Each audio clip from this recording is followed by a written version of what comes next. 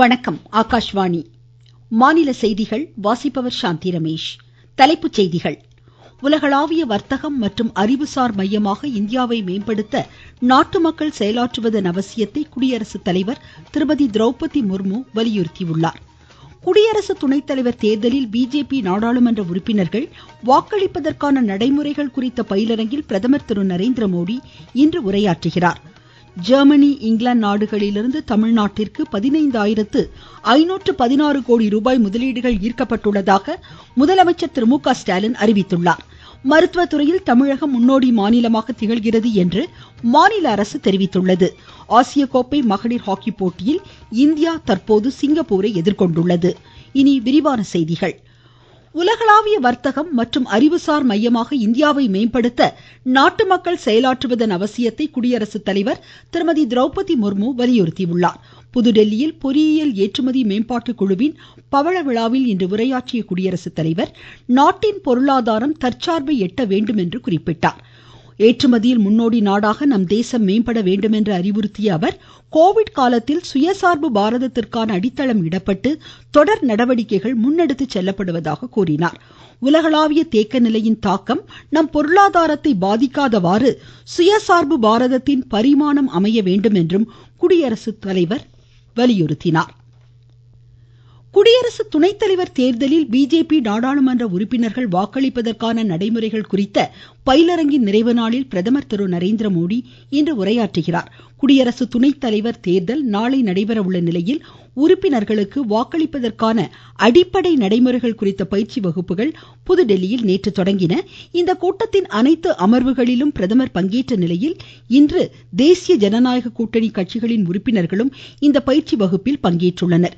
இதனிடையே பிரதமர் நாளை பஞ்சாப் மாநிலத்தில் வெள்ளம் பாதித்த பகுதிகளை ஆய்வு செய்ய உள்ளார். சுயசார்பு பாரதத்திற்கான வலுவான இன்றியமையா தூண்களாக வேலை உருவாக்கம் திகழ்கிறது என்று மத்திய தொழிலாளர் நலன் மற்றும் வேலைவாய்ப்புத்துறை அமைச்சர் டாக்டர் மான்சுக் மாண்டவியா தெரிவித்துள்ளார்.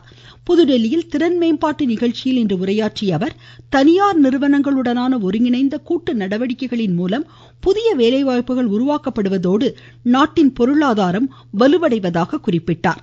வேளாண்மை, சேவை, உள்கட்டமைப்பு உள்ளிட்ட முக்கிய துறைகளின் வளர்ச்சியின் மூலம் இது சாத்தியமாகும் என்றார்.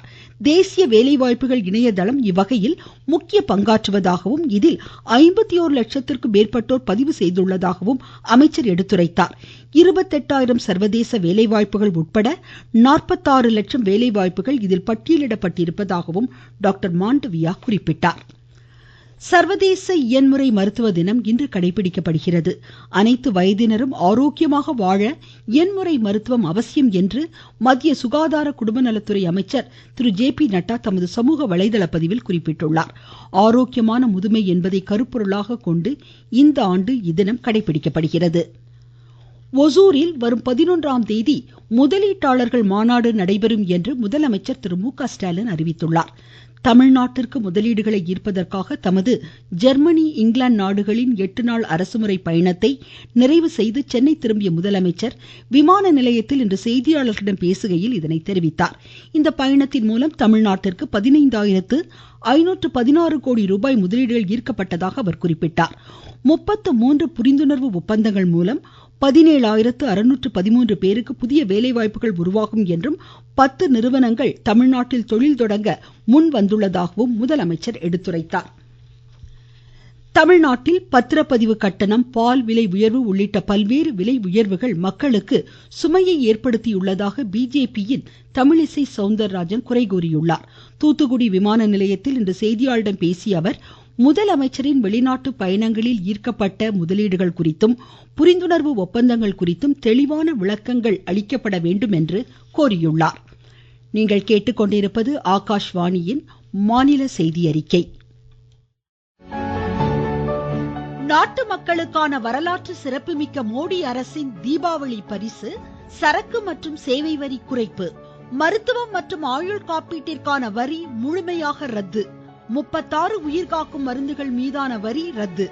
அடுத்த தலைமுறைக்கான சீர்திருத்த நடவடிக்கைகளில் மாணாக்கர் பயன்படுத்தும் கல்வி உபகரணங்களுக்கான வரி ரத்து. வீட்டு உபயோக மின்னணு பொருட்களுக்கு வரி குறைப்பு. பால் பொருட்கள் மீதான வரி 12% 5% குறைப்பு. வேளாண் இயந்திரங்களுக்கான வரியும் 5% குறைப்பு. வளர்ச்சியடைந்த இந்தியாவிற்கான பயணத்தில் நரேந்திர மோடி அரசு தொடரும் சீர்திருத்த நடவடிக்கைகள். மருத்துவத்துறையில் தமிழ்நாடு முன்னோடி மாநிலமாக திகழ்கிறது என்று துணை முதலமைச்சர் திரு உதயநிதி ஸ்டாலின் கூறியுள்ளார். சென்னை சைதாப்பேட்டையில் 29 கோடி ரூபாய் மதிப்பில் மக்கள் நல்வாழ்வுத்துறையின் சார்பில் கட்டப்பட்ட அரசு மருத்துவமனை இன்று திறந்து வைத்து பேசிய அவர் 6 தளங்களுடன் கூடிய இம்மருத்துவமனையில் நவீன வசதிகள் செய்யப்பட்டிருப்பதாக கூறினார். மக்களை தேடி மருத்துவம் திட்டத்தை சிறப்பாக செயல்படுத்தியமைக்காக ஐநா சபையின் விருது தமிழகத்திற்கு கிடைத்திருப்பதாக அவர் பெருமிதம் வெளியிட்டார். சென்னை விருகம்பாக்கம் கால்வாயில் 30 கோடி ரூபாய் மதிப்பீட்டில் நடைபெறும் தூர்வாறுதல், தடுப்பு சுவரினை உயர்த்தி கட்டுதல், சங்கிலி வேலி அமைத்தல் உள்ளிட்ட மேம்பாட்டு பணிகளையும் துணை முதலமைச்சர் இன்று தொடங்கி வைத்தார். கேலோ இந்தியா திட்டத்தின் கீழ் சிலம்ப விளையாட்டை மத்திய அரசு இணைத்ததை அடுத்து கடந்த 2 ஆண்டுகளாக நாமக்கல் மாவட்டத்தில் அதிக அளவில் மாணவ மாணவிகள் இப்போட்டிகளில் பங்கேற்று மாநில சர்வதேச அளவுகளில் சாதனைகளை புரிந்துள்ளதாக எமது செய்தியாளர் கூறுகிறார்.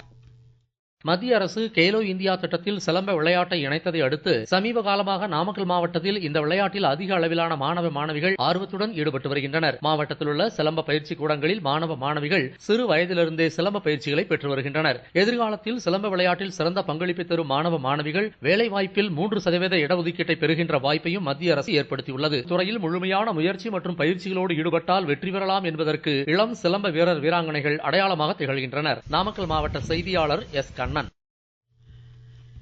நவராத்திரி விழா இம்மாதம் 22ஆம் தேதி தொடங்க உள்ள நிலையில் கன்னியாகுமரி மாவட்டத்தின் பல்வேறு பகுதிகளில் கொலு பொம்மை விற்பனை களை கட்ட தொடங்கியுள்ளதாக எமது செய்தியாளர் தெரிவிக்கிறார். கன்னியாகுமரியில் உள்ள கடைகளில் மீனாட்சி சுந்தரேஸ்வரர், சக்கரத்தாழ்வார், தட்சிணாமூர்த்தி, சிவன், வராகியம்மன், கற்பக விநாயகர், முருகன், பெருமாள் உள்ளிட்ட பல்வேறு கடவுள் பொம்மைகள் தத்ரூபமாக வடிவமைக்கப்பட்டு விற்பனைக்காக உள்ளன. ராமர், சீதை, வயதான தாத்தா பாட்டி பொம்மைகள், மீனாட்சி திருக்கல்யாணம், சீனிவாசர் திருக்கல்யாணம், பட்டாபிஷேகம், சரவண பொய்கை, சிவபெருமான், பிட்டுக்கு மண் சுமந்த கதையை விளக்கும் பொம்மை செட், விவசாயத்தை பிரதிபலிக்கும் பொம்மை செட்டுகள் இந்த ஆண்டு விற்பனைக்கு குவித்து வைக்கப்பட்டுள்ளன. கன்னியாகுமரியிலிருந்து குமரன், விவேகானந்த். நாகை வேளாங்கண்ணி புனித ஆரோக்கிய அன்னை பேராலயத்தில் மாதாவின் பிறப்பு விழா இன்று வெகு விமர்சையாக கொண்டாடப்படுகிறது. நாட்டின் பல்வேறு மாநிலங்களிலிருந்து பல்லாயிரக்கணக்கானோர் தேவாலயத்தில் சிறப்பு பிரார்த்தனைகளை மேற்கொண்டுள்ளதோடு திருப்பலி மற்றும் ஆராதனைகளில் இன்று பங்கேற்றனர். நாகை மாவட்டத்திற்கு இன்று உள்ளூர் விடுமுறை விடப்பட்டுள்ளது. வேளாங்கண்ணி ஆரோக்கிய மாதா வருடாந்திர திருவிழாவின் நிறைவை ஒட்டி அன்னையின் திருக்கொடி இறக்கம் இன்று மாலை நடைபெறுகிறது. வளிமண்டல மேலடுக்கு சுழற்சி காரணமாக தேனி, திண்டுக்கல், மதுரை, சிவகங்கை, புதுக்கோட்டை, தஞ்சை, திருவாரூர், நாகை, மயிலாடுதுறை, அரியலூர் மாவட்டங்களில் இன்று கனமழைக்கு வாய்ப்புள்ளதாக சென்னை வானிலை ஆய்வு மையம் தெரிவித்துள்ளது. நாளை மறுநாள் வரை மாநிலத்தின் பல மாவட்டங்களில் கனமழை பெய்யக்கூடும் என்றும் இம்மையம் கூறியுள்ளது. குமரிக்கடல், தென் தமிழக கடலோரம், மன்னார் வளைகுடா பகுதிகளில் பலத்த சூறாவளி காற்று வீசக்கூடும் என்பதால் இன்றும் நாளையும் இப்பகுதிகளுக்கு மீனவர்கள் செல்ல வேண்டாம் என அறிவுறுத்தப்பட்டுள்ளனர்.